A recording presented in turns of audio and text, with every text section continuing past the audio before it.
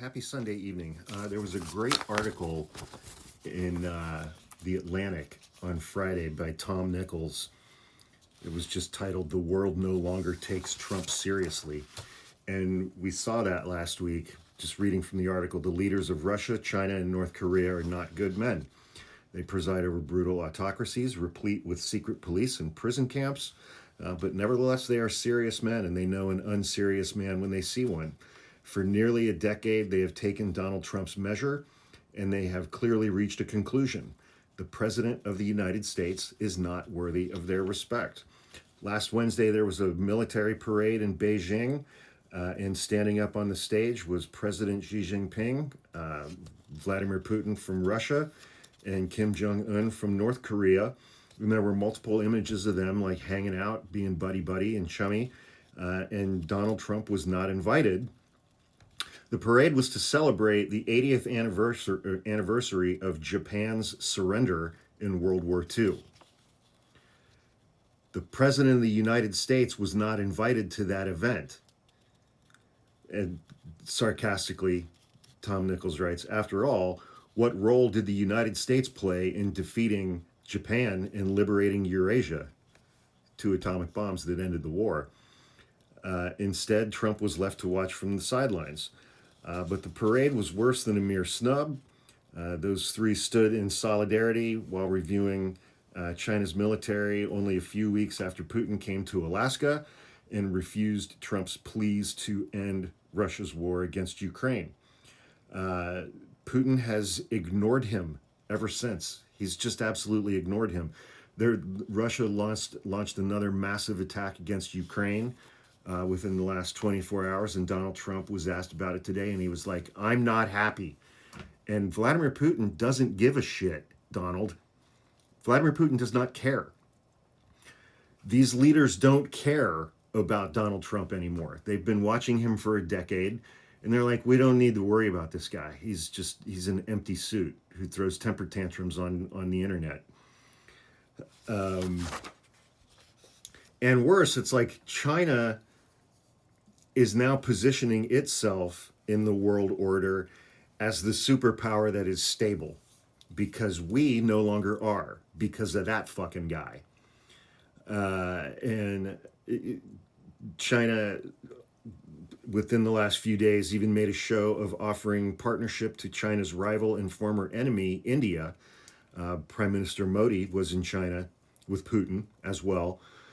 Chinese diplomats last month said that China stands with India against the American bully when Trump was trying to impose 50% tariffs on India. It was reported that Donald Trump did that because Prime Minister Modi of India refused to nominate Donald Trump for a Nobel Peace Prize. So he put 50% tariffs on them and just shoved them right into China's arms.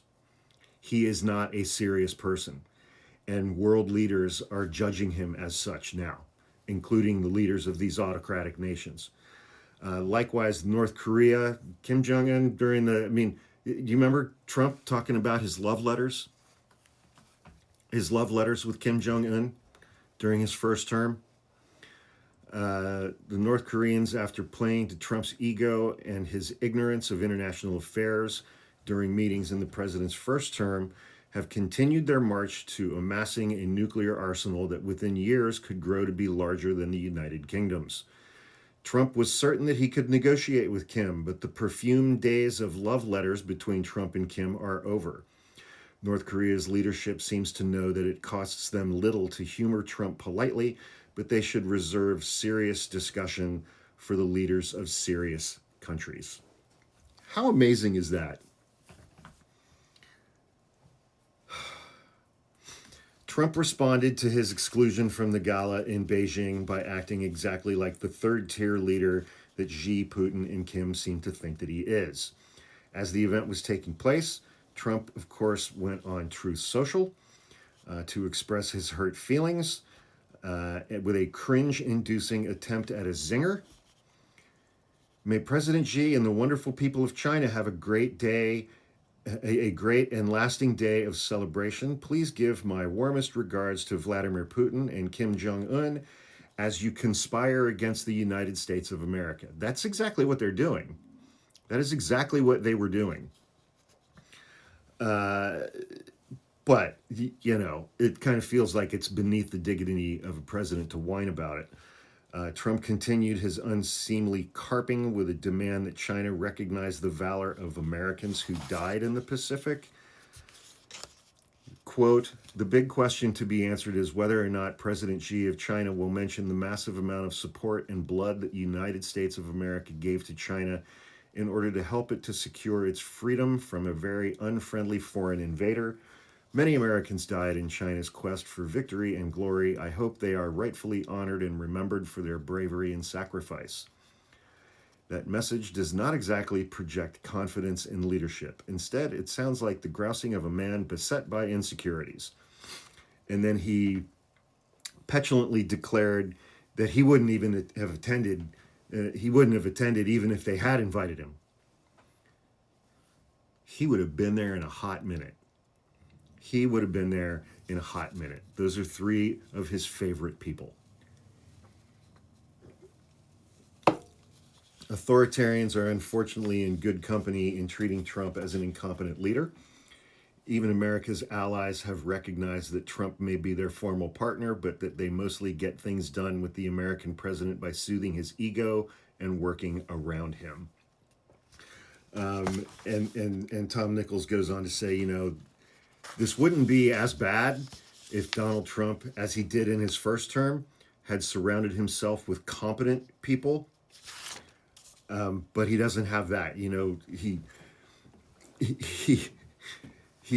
in his first term, he had Secretary of Defense James Mattis, who helped create a national defense strategy. He was a serious man. Now, our Secretary of Defense is Pete Hegseth. Yeah. Now we have Secretary of State Marco Rubio, who was supposed to be one of the adults in the room, but he just sits there in the Oval Office when Trump meets with world leaders and embarrasses himself. And then he's got Tulsi Gabbard, who, as DNI, who's spending her time trying to root out the spies that she thinks hate the president. Unfortunately, the agents that she's hunting are Americans, which must bring a smile to the faces of President Xi and President Putin. Closing out, he says the following: America is adrift.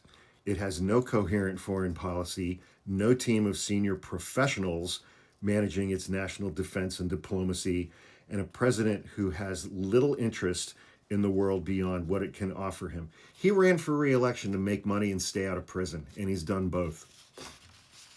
He made $5 billion in crypto last week. Little wonder that the men who gathered in Beijing, three autocrats whose nations are collectively pointing many hundreds of nuclear weapons at the United States, feel free to act as if they don't think twice about Trump or the country that he leads. They're not. We're not a threat to them. Trump is slavishly devoted to Putin, bends over for his every will. He's abdicated our role in supporting Ukraine and has gotten nothing in return. His negotiations with Putin a few weeks ago were an abject failure, and Putin has been ignoring him ever since.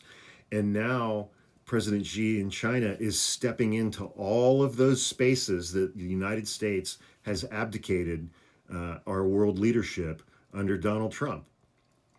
He's forming trade agreements with Japan and South Korea.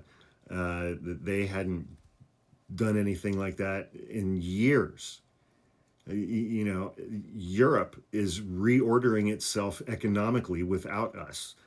And they are reordering their self-defense strategies in the face of Russia now that Trump has effectively, even if not formally, removed us from NATO. It's amazing. But anyway, everybody should subscribe to The Atlantic. I've been a subscriber to The Atlantic for years. It's a page that I visit multiple times on a daily basis, and it's going to be a valuable resource over the next 3.5 years. Have a great week, everybody.